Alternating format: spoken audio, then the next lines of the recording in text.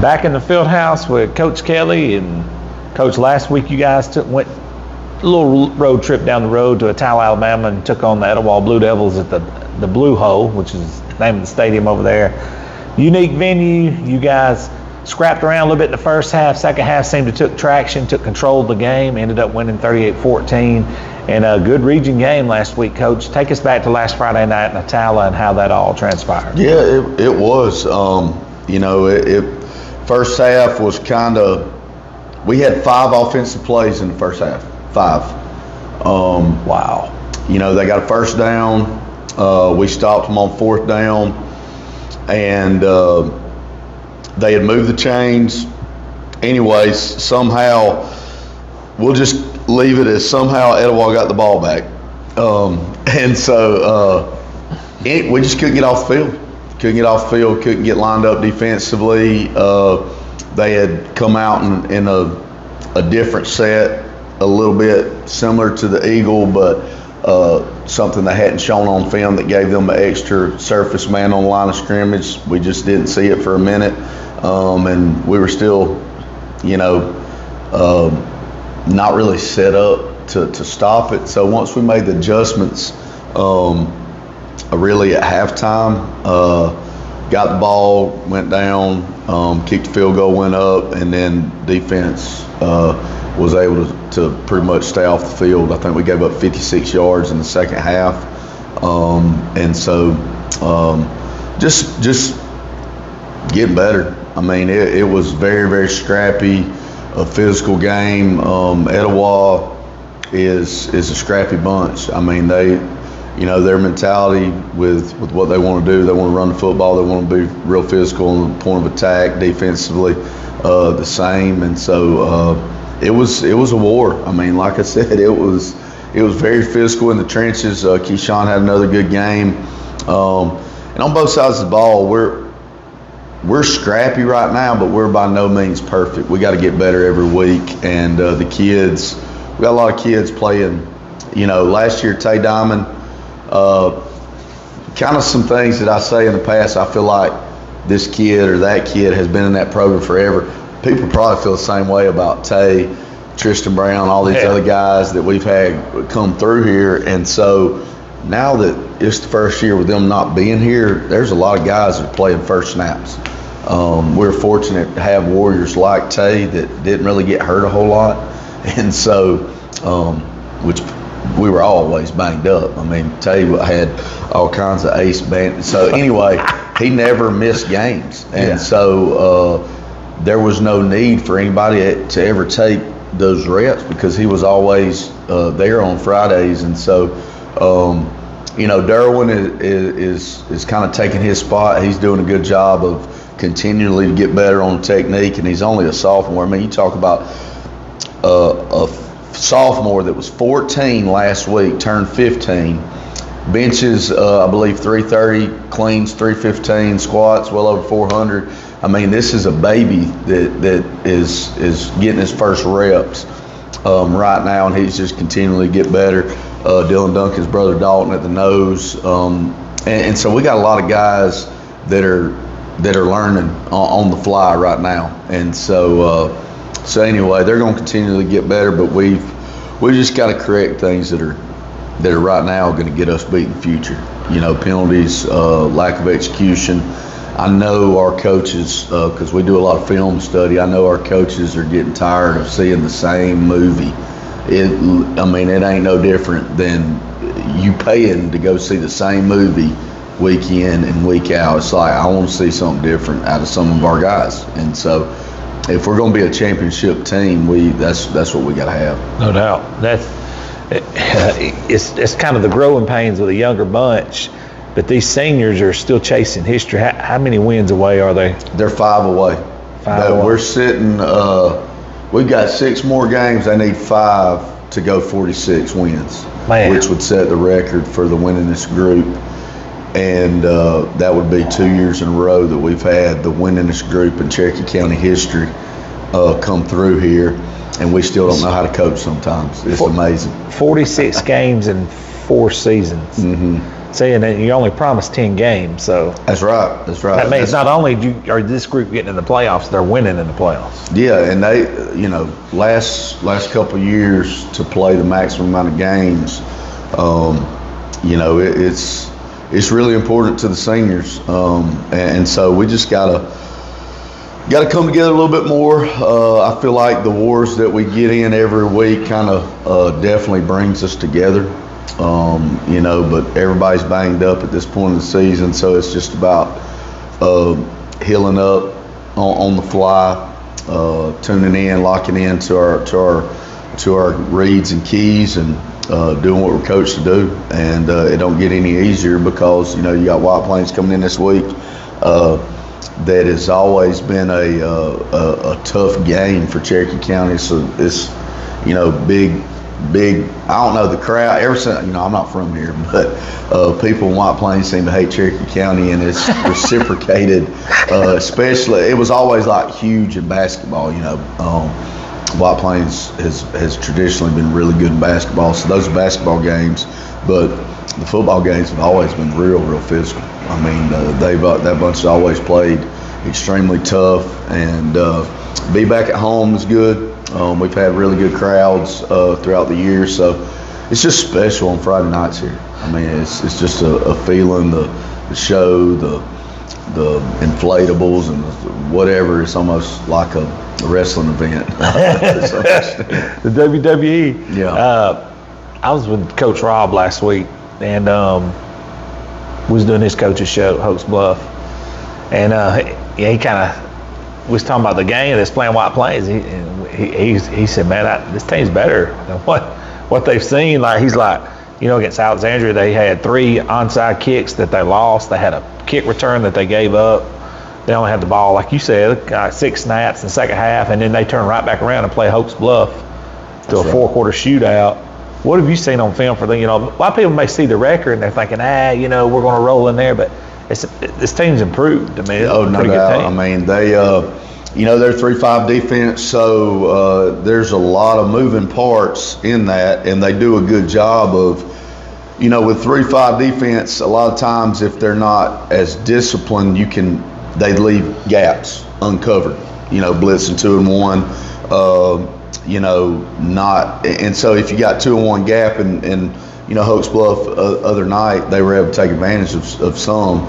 And so with all the moving parts, they've got to be extremely disciplined on where to be when the ball is snapped. They show you mixed pictures pre-snap, and then once the quarterback gets to roll, they'll start to move around and where. And so being able to understand what's going on and then execute by blocking your rules. So it really doesn't matter where they're moving. When the ball's snapped, I'm responsible for B gap, C gap, and this is, just executing play. They do some slanting, so, not letting them create havoc in the backfield. So basically just winning the line of scrimmage, even though you got a lot of shooting parts going on, and they've got good skill. I mean, their quarterback is the same one as last year, but he's improved.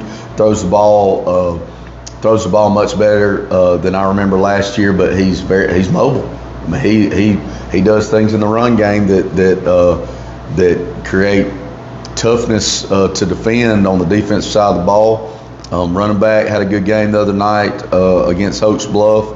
And then they've got good receivers. I mean, the receivers that they had last year, but they got some young guys that are playing that, it's. And I've played Coach Smith before, and so the short amount of time that he's implemented what he did at Jacksonville, you can see that they're playing with more confidence. I feel like on that side of the ball, and they've scored points. I mean, they've. Last year, I feel like at this point they were struggling to find the end zone.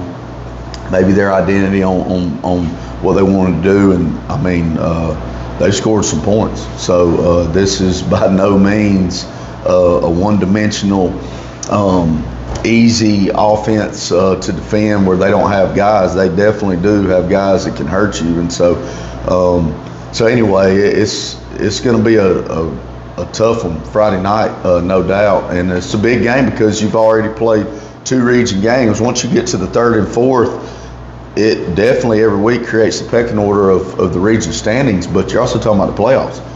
You know, right now we're 2-0 in region, 1 or 2 more, and we're already punching a ticket to the postseason, which is ultimately where we want to be.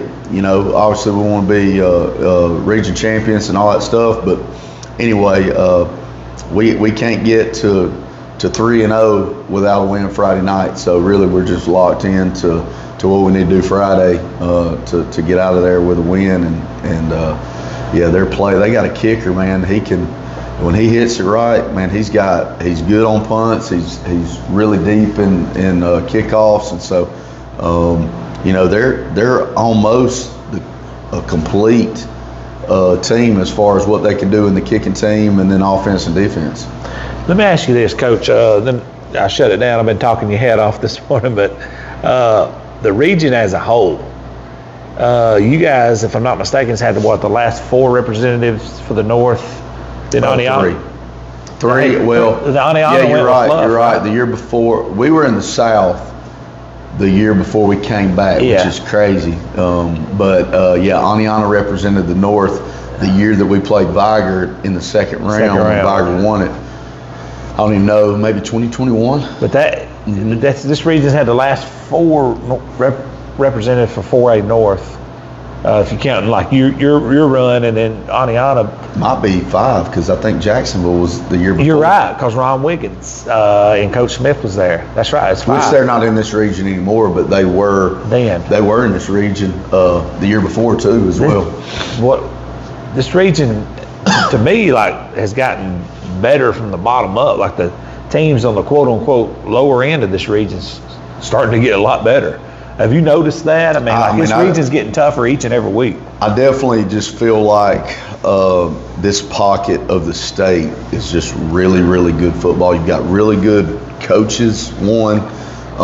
You know, you've got traditional guys like Coach Rob and, you know, Coach Ginn at Alexandria that they do what they've always done, and they get the hard-nosed kids in the community from a young age that just, you know, I mean, my son played in the A team last year, so I went around to all these communities, and it's like seeing a mini film of their high school. Yeah, oh yeah, you know, absolutely. Alexander's running the wing tee, and Hopes Bluff's in the I, you know, and it's like what's the big thing now where they let the kids talk? Oh, you know, they like Trump talk. Yeah, like the AI version. Stuff. Yeah. It's like watching an AI movie of the little versions of themselves, and so anyway. But back to the thing, it's just really good football. Yeah. I mean, the kids, you know,